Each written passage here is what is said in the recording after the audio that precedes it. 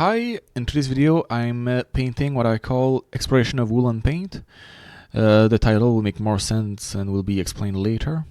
But to begin with, I trace a, uh, a river with a straight section near the middle of the canvas and two curved sections exiting the canvas in different ways, one from the top and one from the side of the painting, of the canvas.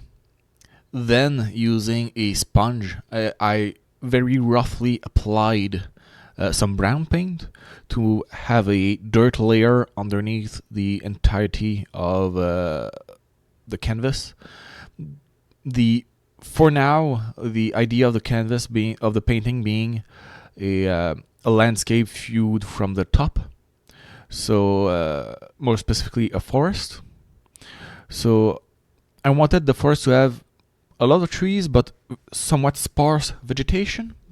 So for that, I needed a base coat of brown to serve as the dirt floor beneath the sparse grass / moss and the trees. So to have a lot of contrast. The main concept for this specific painting is contrast. I'll explain it a bit more later, but that I wanted to try working with as many different textures and colors as possible. So that's what guided most of my choices in this specific project.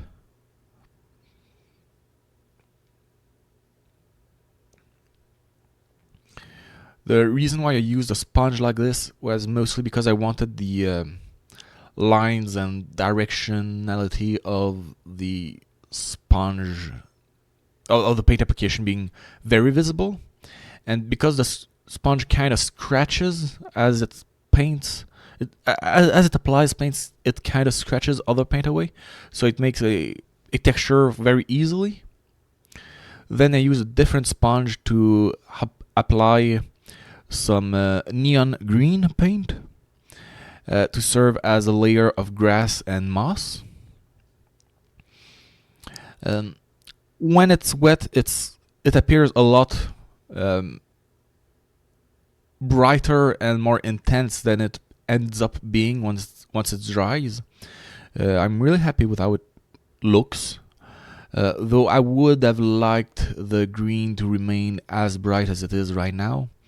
Not that the effect is bad after drying, it's just I liked the intensity of the green in this case, but because the brown beneath it, once it's dried, it washes away slightly. It's hard to explain.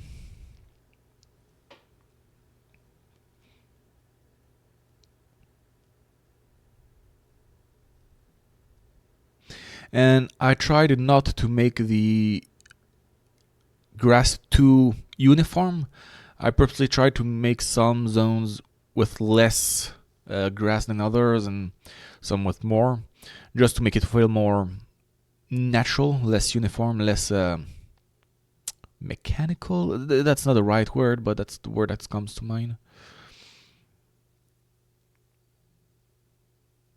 This gives more geometry to the forest, even though it's 2D and but the fact that there's sections with more grasses than other makes it feel like there's, I don't know, either a dip or a hill somewhere, and I like the effect.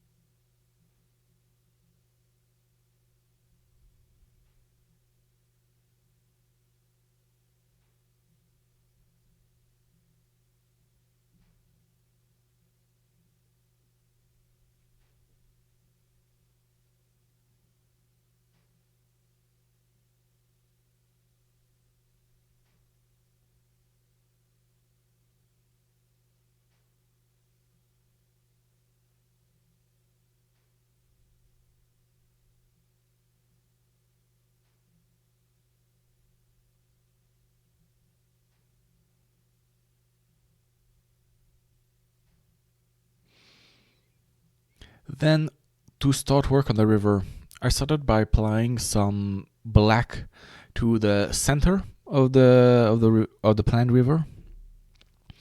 That I would then once I apply the black, I start mixing in whites to make a again somewhat of a texture. This ended up not being quite as useful as I wanted it to be.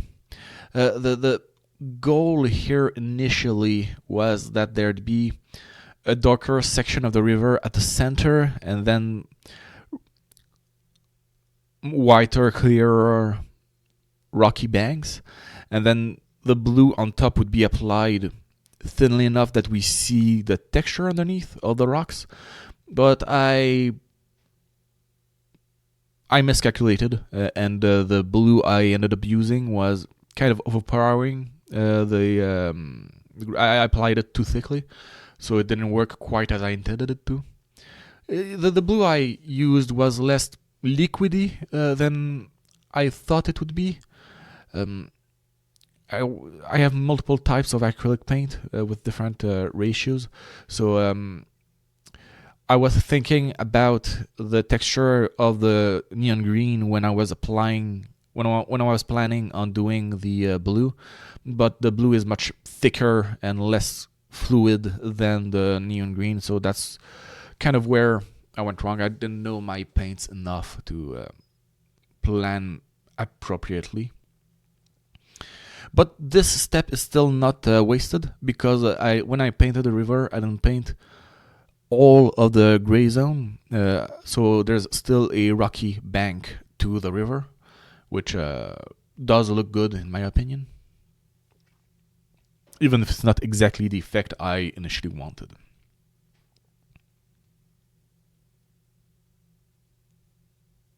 And here, since I'm already kind of planning on a rocky bank, so that's why I'm hiding all of the whites with some gray, and I make some rough edges. That gives texture to the river even still. And then the trees. So the way I view those trees is that they are conifers, and I wanted them to all be basically perfect circles viewed from above. So I use a sponge to as kind of a stamp to apply the trees as I wanted. And here I tried really hard to not make it a pattern. It's kind of difficult because I have patterns naturally when I try to do some stuff randomly.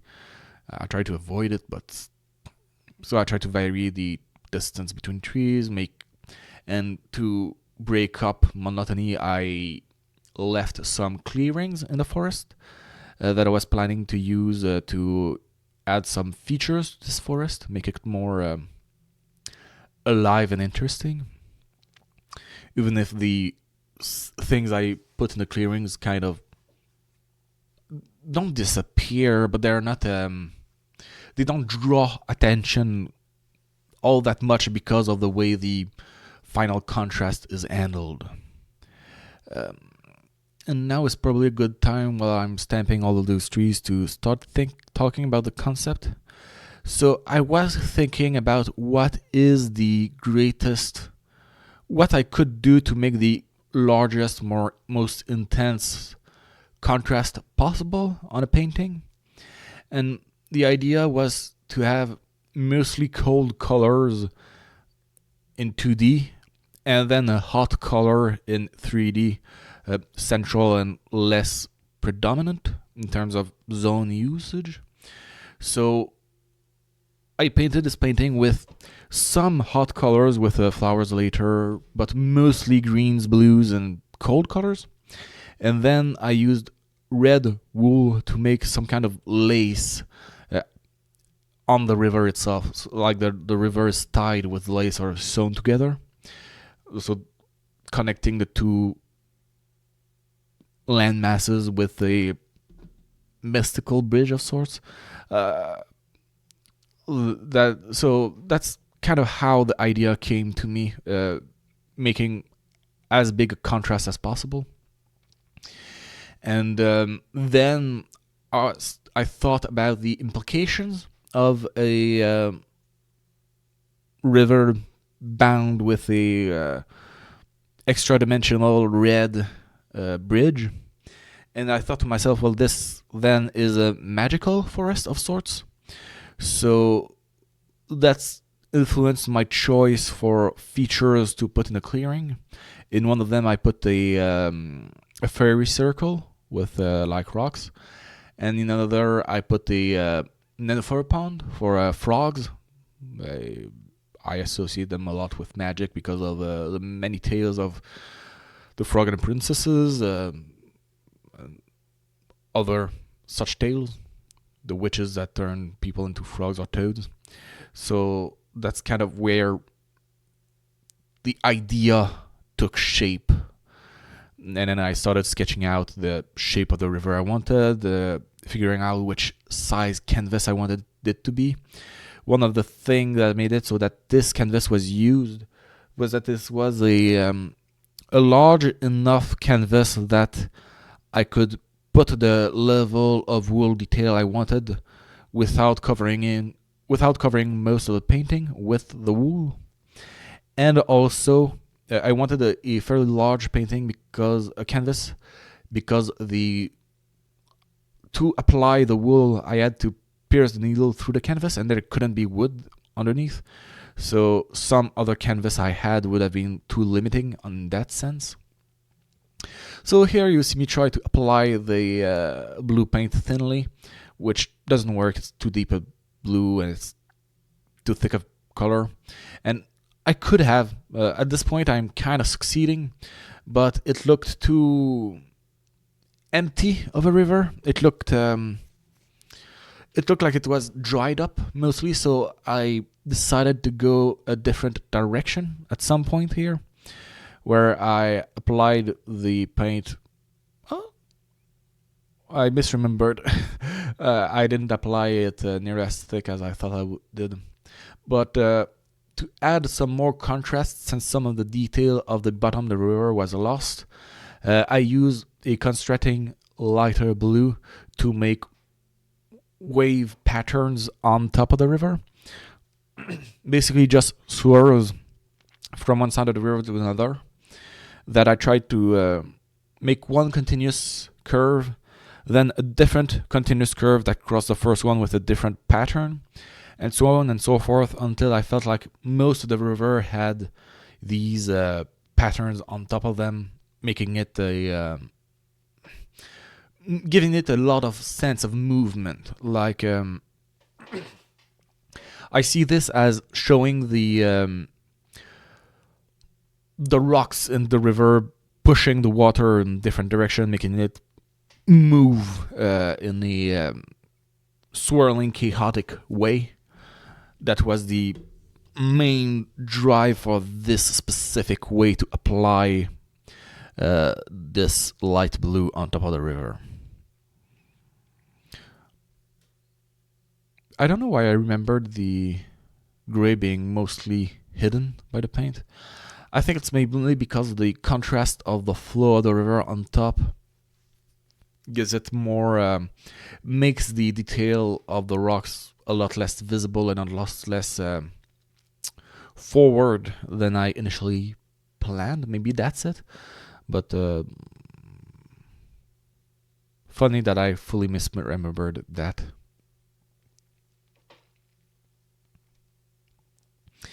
And yeah, here I'm making a swirl as close to the edge as possible, just to make sure that most of the river is filled with those movements. And then I make just some passes to connect some parts of the curve with other parts of the curve without making full lines, because I felt like I had enough overarching lines. Now I just needed them to be dense enough, considering the randomness I had. So I used tangents. And here we have the first section that I accelerated greatly during the edit. We are at 10 times speed for the detailing of the trees. Basically, the way I viewed this step was that the trees would be lit up from like I don't know. I imagine the camera point of view to be where the sun is, so that the top of the trees are kind of highlighted, and the branches, just some branches are highlighted by the sun, and some others aren't, in a somewhat iris-like pattern. And yeah, so every single tree I made some thin green lines from the center of the tree to the edge, just to give that texture to the trees, that level of contrast. Again, that was most of my ideas for this were based around some kind of contrast within the painting and within the elements of the painting themselves. So the grass contrasts with the dirt, the trees contrast with the dirt, the branches of the trees have contrast with the body of the trees, the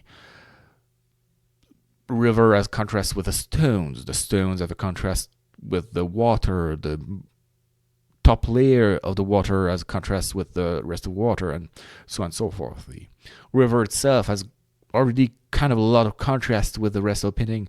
Not that much, because green is a color that contains some blue in it, so it's a soft contrast. It's all light colors. So then, to make really the full painting pop, that's when the red highlight on the tree makes it fully full. It's, I don't know where I was going there with that sentence, but no matter.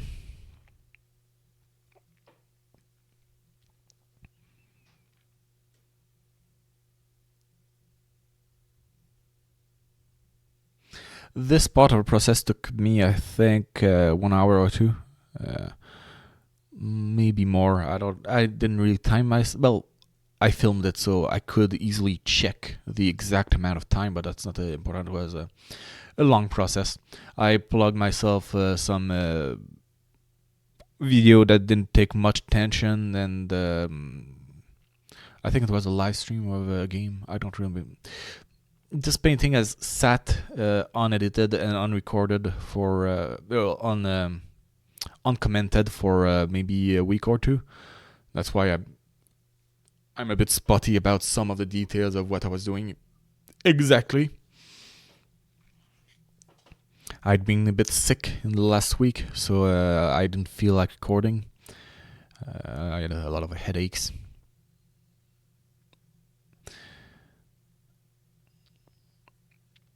But now that I feel better, I can return easily.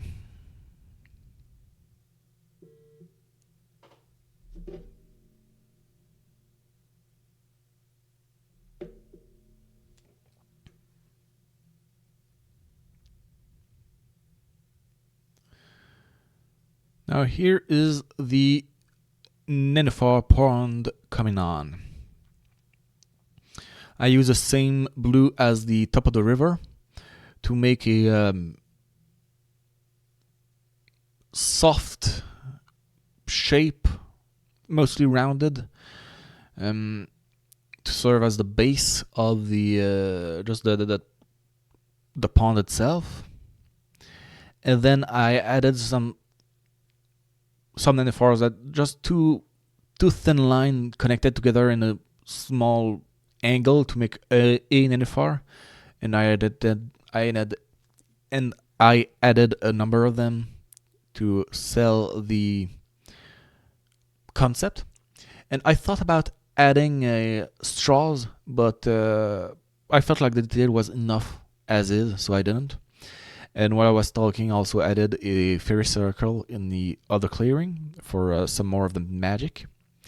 And then I added the only hot colors of this painting, as paint at least, some orange flowers, littering some of the less dense sections of the forest, the gaps between some of the trees.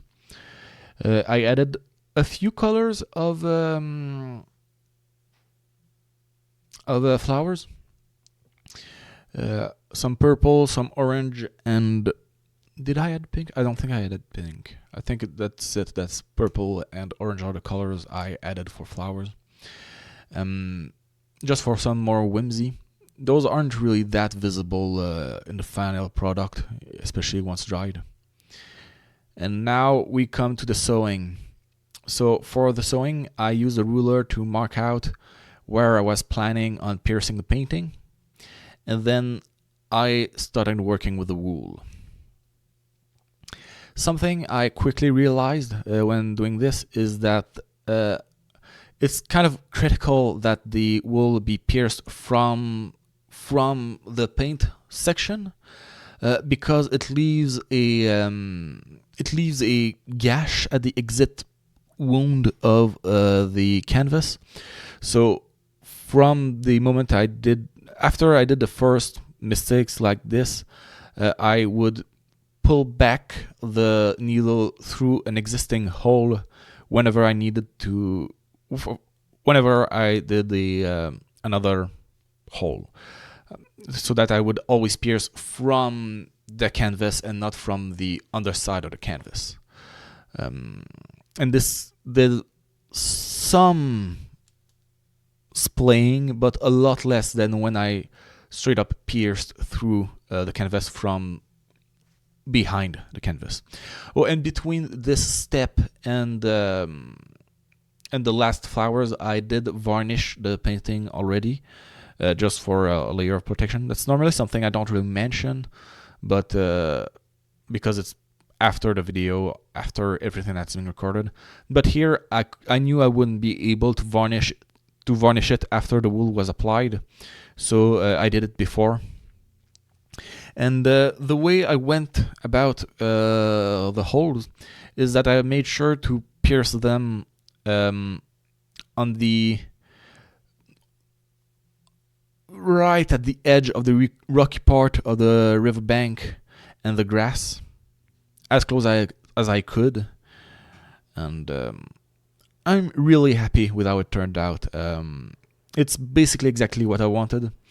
Now, are there things that I could have done better? Yes, there's always better things I could have done. But I am incredibly happy with it. It's been immediately added to a wall in my home because it deserved it. Well, all of my paintings end up on one of my walls, but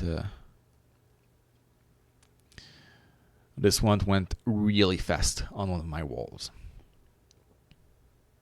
I like this wool for this because it's a thick wool, and it's also not a saturated red. It's a muted red somewhat, so it felt reasonable. It's not cartoonish, is how I would describe it. And that's pretty much it. After that, there's just tying up the knots just for safekeeping. And yep, that's all it is. The project is now done. Oh, I did push the needle. I used the needle to push in the exit wound of the needle, but yeah.